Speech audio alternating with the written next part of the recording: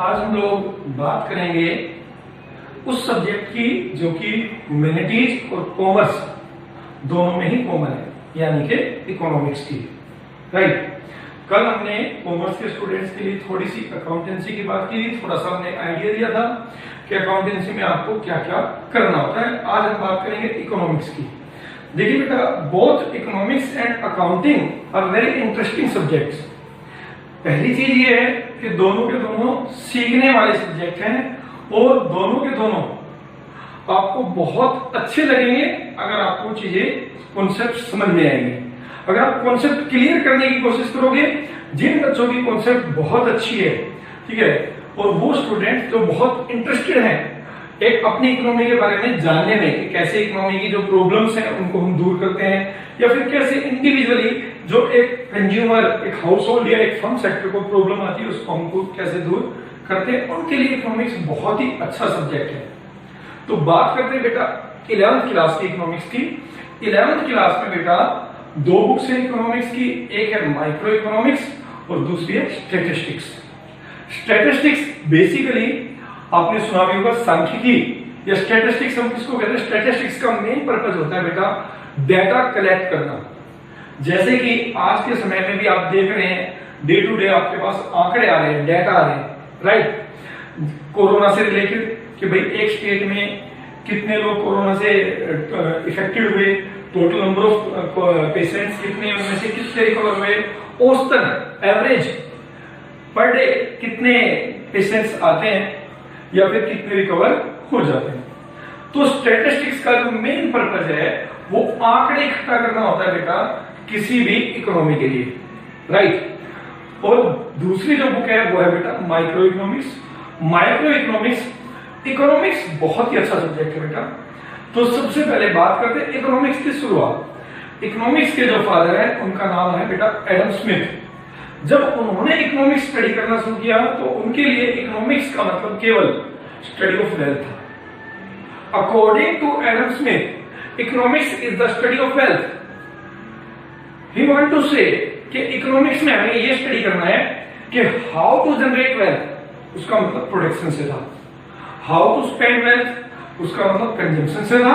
और how to regenerate wealth, more wealth, और उसका मतलब इन्वेस्टमेंट था। बट ये जो डेफिनेशन उनकी है बेटा कि money economics is the study of wealth, वो बहुत पुरानी हो चुकी है। आज के टाइम पे जो इकोनॉमिक्स है, इकोनॉमिक्स का मतलब है rational use of limited resources.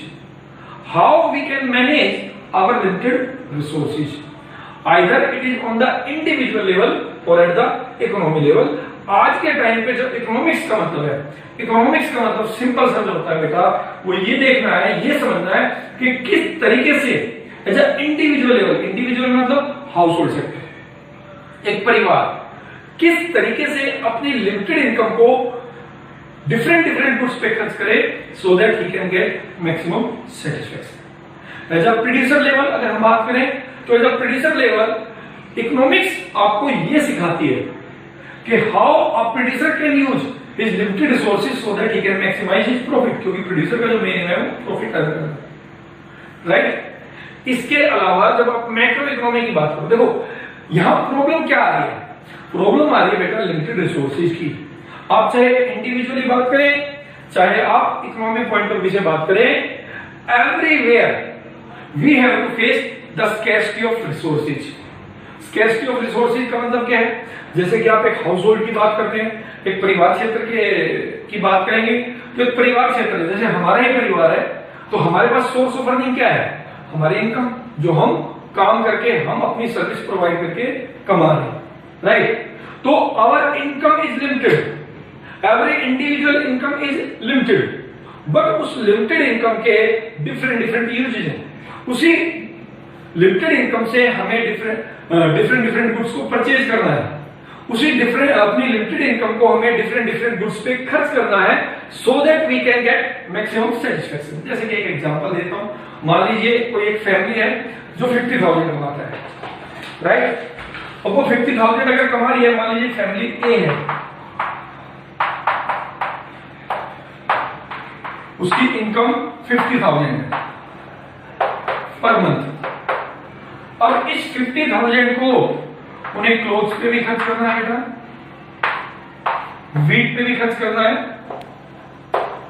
Milk पे भी खर्च करना है, बच्चों की फीस भी पे करनी है, बिल्स भी पे करने हैं, each and everything which they want to buy, उसके लिए उनको पैसा चाहिए।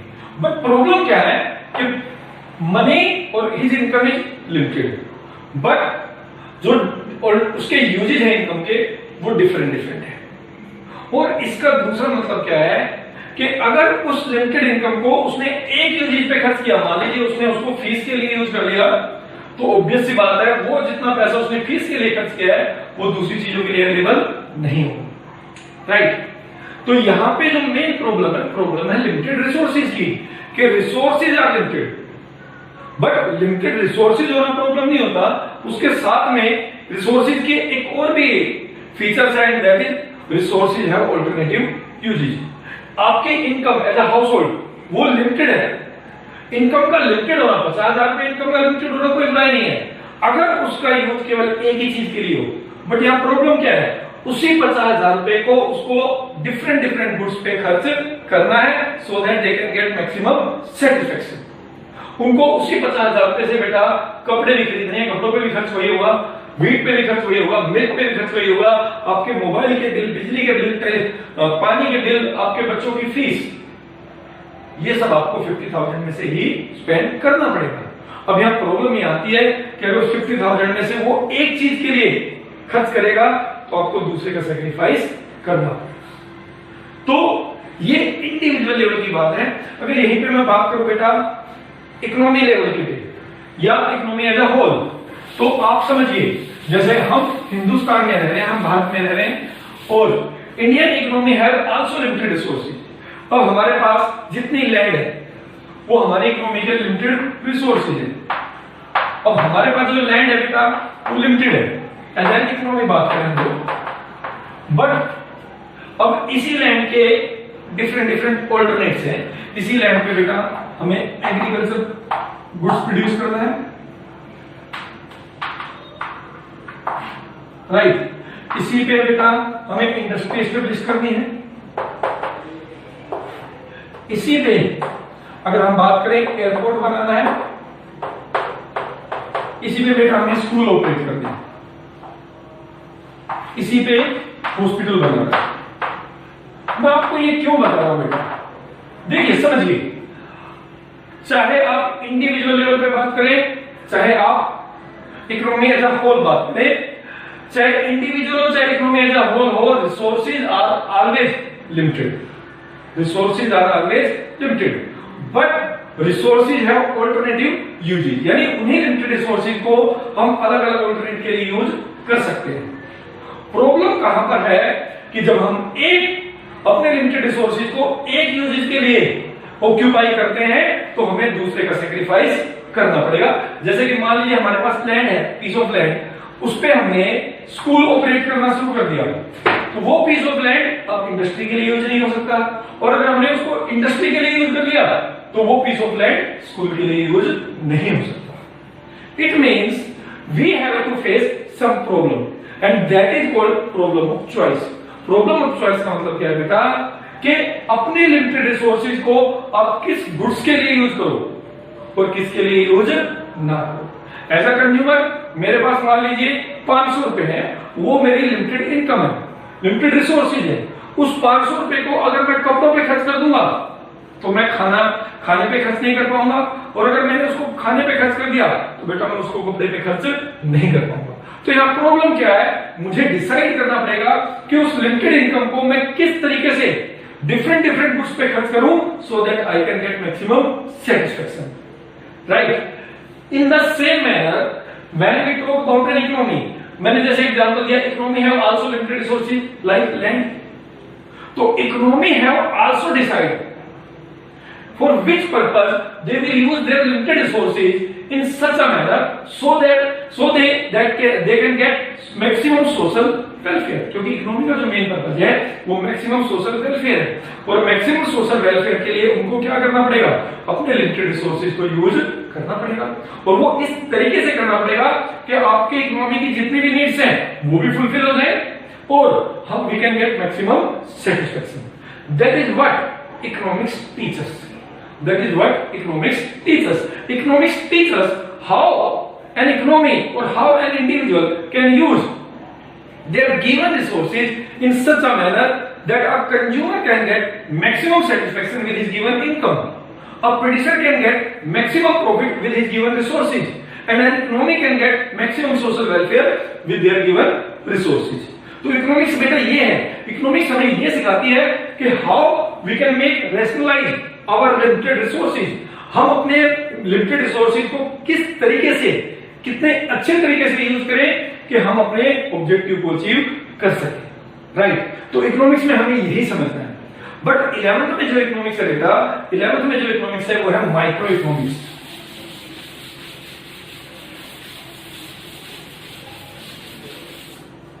माइक्रो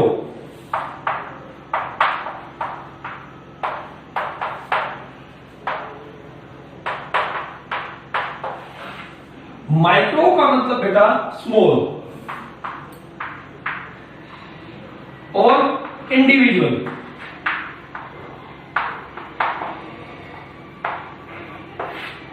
यानी माइक्रो इकोनॉमिक्स में हमें स्टडी करना है the problem at a individual level, problem of at a individual level के हाउ अ प्रोड्यूसर। अब इन्होंने क्या किया बेटा, इसमें माइक्रो इकोनॉमिक्स में हमें 3 थ्योरी पढ़नी है।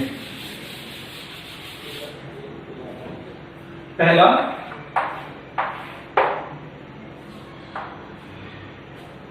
जो पहली थ्योरी बेटा उसका जो नाम है वो है कंज्यूमर पॉइंट ऑफ व्यू से, राइट। दूसरी जो थ्योरी है बेटा वो है प्रोड्यूसर पॉइंट ऑफ व्यू, और तीसरी जो थ्योरी है थ्योरी ऑफ प्राइस डिटरमिनेशन। तो जो कंज्यूमर पॉइंट ऑफ व्यू है बेटा, इसका जो नाम इन्होंने रखा है उसको बोला है theory of consumer behaviour, theory of consumer behaviour. अब इसमें हम क्या स्टडी करते हैं, तो ये 3 यूनिट में आपकी बुक डिवाइडेड है। क्या पहला थ्योरी है, पहली है थ्योरी ऑफ कंज्यूमर बिहेवियर, दूसरी है बेटा थ्योरी ऑफ प्रोड्यूसर बिहेवियर,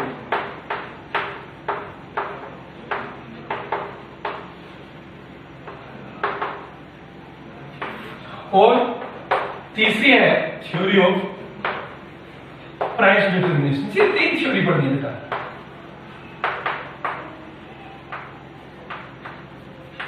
और माइक्रो इकोनॉमिक्स का जो दूसरा नाम है बेटा वो है theory of price determination, right. तो सबसे पहले मैं थोड़ा सा आपको आइडिया दे देता हूं माइक्रो इकोनॉमिक्स में हमें क्या पता है। थ्योरी ऑफ कंज्यूमर बिहेवियर, जिसकी मैं अभी तक बात कर रहा था कि how a consumer will get maximum satisfaction with his given income, इसमें हमें ये स्टडी करना है कि कैसे एक कंज्यूमर अपनी गिवन इनकम को डिफरेंट गुड्स पे खर्च करेगा so that he can get maximum satisfaction. Reason वही है थ्योरी स्टडी करने का कि resources is income is given and given income है डिफरेंट पार्ट में। अगर एक गुड्स पे खर्च करेगा तो उसको दूसरे का सैक्रिफाइस करना पड़ेगा। That is why we have to face a problem of choice कि भाई किस पे मैं कितना खर्च करूं, यानी कितनी कपड़ों पे कितना खर्च करूं अपनी इनकम का, और जूतों पे मैं कितना खर्च करूं। तो this is called theory of consumer behaviour, जिसमें मेन पर्पज यही है, हमें यही सीखना है कि कैसे एक इंडिविजुअल कंज्यूमर अपनी लिमिटेड इनकम को डिफरेंट गुड्स पे खर्च करे so that he can get maximum satisfaction. Again second है theory of producer behaviour. Theory of producer behaviour में हमें यह स्टडी करना है कि how an individual producer, a rational producer will use his given resources in such a manner so that he can get maximum profit, कि वो कैसे maximum profit gain कर सकता है। थ्योरी ऑफ प्रोड्यूसर बिहेवियर में हमें ये समझना। समझिए एक प्रोड्यूसर के जो रिसोर्सेज है वो भी बेटा लिमिटेड है। मान लीजिए मैं 5 लाख रुपए लगाकर एक बिजनेस स्टार्ट करना चाहता हूँ, तो मेरे पास जो गिवन रिसोर्सेज है वो 5 लाख रुपए के हैं, और उसी 5 लाख रुपए के गिवन रिसोर्सेज को मुझे डिफरेंट फैक्टर ऑफ प्रोडक्शन पे खर्च करना पड़ेगा। कुछ पैसा मेरे को मशीन पे लगाना पड़ेगा, कुछ रॉ मटेरियल्स पे मैं खर्च करूंगा, कुछ मैं लेबर के लिए रखूंगा, कुछ मैं लैंड पे खर्च करूंगा।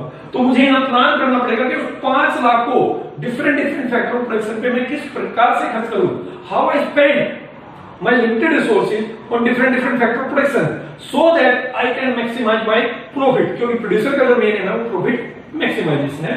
और लास्ट जो थ्योरी बेटा that is theory of price determination. इसमें आप ये सीखेंगे कि how the price of a commodity in an economy is determined, कि कैसे एक वस्तु का बाजार में कीमत का निर्धारण किया जाता है। अभी आप देख रहे हैं कि अभी लॉकडाउन के टाइम पे जो सब्जियां हैं वो बहुत सस्ती हो गई, राइट। कैसे उसकी कीमत निर्धारित हुई, या एक ऐसा टाइम आता है कि कीमतें बढ़ जाती हैं, कैसे वो कीमत बढ़ जाती है वो हम स्टडी करेंगे बेटा इसकी तीसरी थ्योरी में, that is called theory of price determination. तो मेनली माइक्रो इकोनॉमिक्स में हम ये 3 थ्योरी पढ़ते हैं, तो उसमें सबसे पहले थ्योरी ऑफ कंज्यूमर बिहेवियर, ये हम नेक्स्ट क्लास में स्टडी करेंगे। Thank you.